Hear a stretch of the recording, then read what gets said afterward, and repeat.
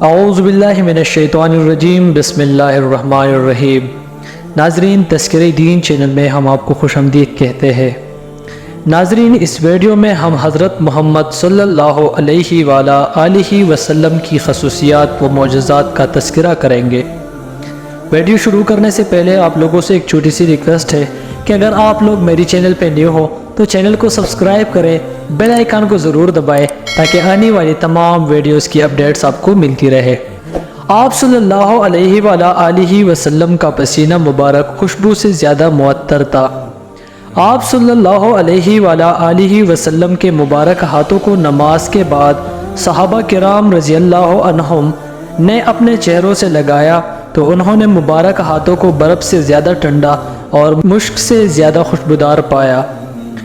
آپ صلی اللہ علیہ وآلہ وسلم جس جگہ بیٹھتے بعض اوقات درخت کا سایہ اس طرف جھک جاتا تھا۔ آپ صلی اللہ علیہ وآلہ وسلم کو پتھر اور درخت سلام کیا کرتے تھے۔ آپ صلی اللہ علیہ وآلہ وسلم کا لعابد عین مبارک کڑوے پانی کو میٹھا کر دیتا تھا۔ آپ صلی اللہ علیہ وآلہ وسلم کے خطبہ حجت الوداع کو تمام موجود صحابہ کرام رضی اللہ عنہم نے بیک وقت دور و نزدیک سے برابر سنا۔ آپ صلی اللہ علیہ وآلہ وسلم جب سویا کرتے تھے تب بھی آپ کا دل بیدار رہتا تھا۔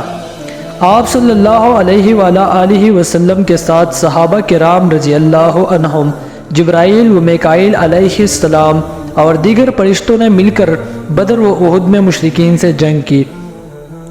آپ صلی اللہ علیہ وآلہ وسلم کی دعا کی وجہ سے حضرت انس بن مالک رضی اللہ عنہ کا باغ سال میں 2 مرتبہ پلتا تھا اور اس کے خوشبودار پودوں سے مشک کی خوشبو آیا کرتی تھی۔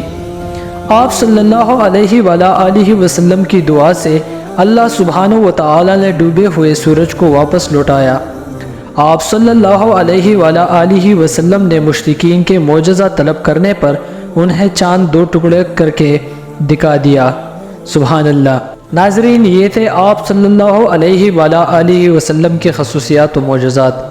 اگر آپ کو یہ خصوصیات و معجزات پسند آئے ہیں تو ناظرین، آپ سے ایک چھوٹی سی ریکویسٹ ہے تو اس چینل کو سبسکرائب کریں، بیل آئیکن کو ضرور دبائیں تاکہ آنے والی تمام ویڈیوز کی اپڈیٹس آپ کو ملتی رہے۔ تو ملتے ہیں اگلی ویڈیو میں، تب تک کے لیے اللہ نگہبان۔